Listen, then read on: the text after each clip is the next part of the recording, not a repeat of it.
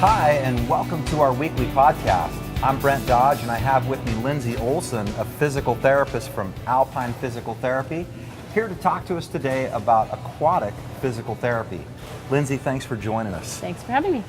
You know, I hear a lot about physical therapy and the use of aquatic physical therapy. What's the difference? Aquatic physical therapy is simply using the pool, using an aqueous environment to treat a patient. So whether it's doing specific exercises in the pool or walking in the pool, or there's deep water exercises, or even up to swimming. It's just using the pool for rehabilitation. So you can use the pool for rehabilitation. What's the deciding factor that says, hey, this person definitely would benefit with aquatic physical therapy as to other types of physical therapy? I look at a couple things. A lot of times if someone's having difficulty walking on land, whether they're having a lot of pain, specifically back pain, people work well in the pool, their balance is challenged. It's a safer environment to work in. Post-surgical, pregnant patients work great, pre and post-pregnancy. Patients like that just, that being on land in any form is difficult for them. What are some of the greater benefits of working with someone in a pool?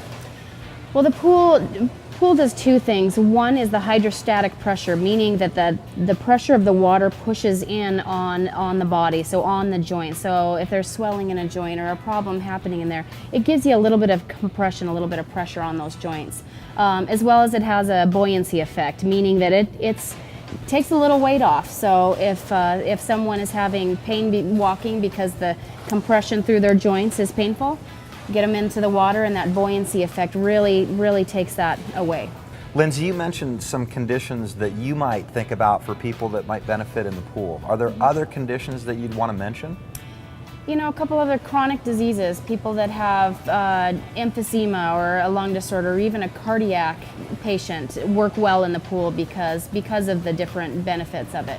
Again, they have difficulty walking distances on land. They're able to come into the pool, and that buoyancy effect and that hydrostatic pressure really helps to be in the pool. They can walk longer, further with less stress on those tissues. Chronic pain conditions and chronic arthritic conditions, including multiple sclerosis and rheumatoid arthritis and different conditions like that, chronic pain. They can get a great pool program. They can perform twice what they can do in the pool typically than what they could do on land. So sounds like very there's beneficial. A whole lot of conditions that could be helped with aquatic physical therapy.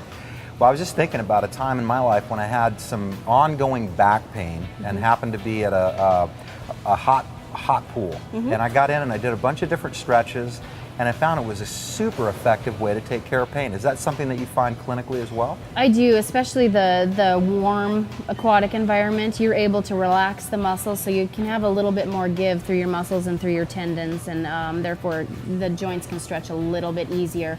Plus the warmth, a lot of times for different conditions, does help alleviate some pain just from reducing the muscle tension. So let's say you've been working with a client in the pool, the client is benefiting, getting better. Where does the client go from there? Like when you finish physical therapy, where do they often go? Typically it depends on the patient, but typically I do keep them in the pool environment in addition to other things they're doing, so that they can cross-train and use the pool for their workout.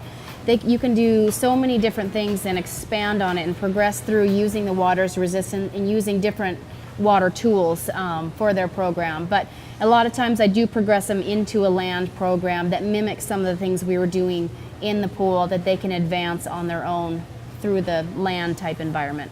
Linsey, you mentioned using the pool for women who are pregnant. Can you elaborate on that?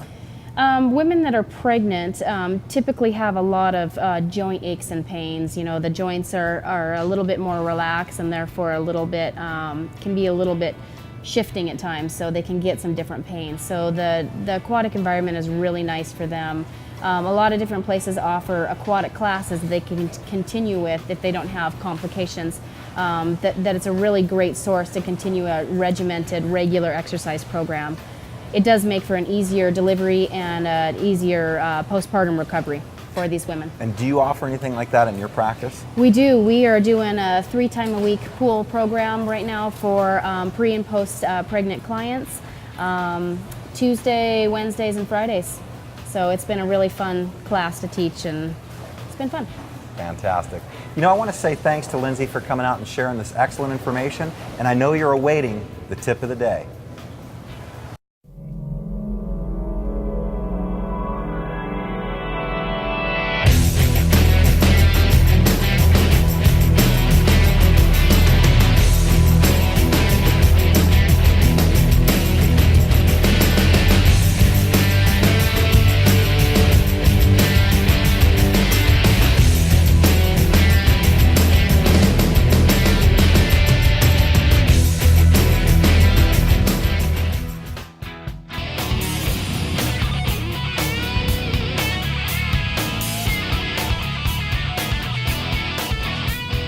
Here's Alpine's tip of the day.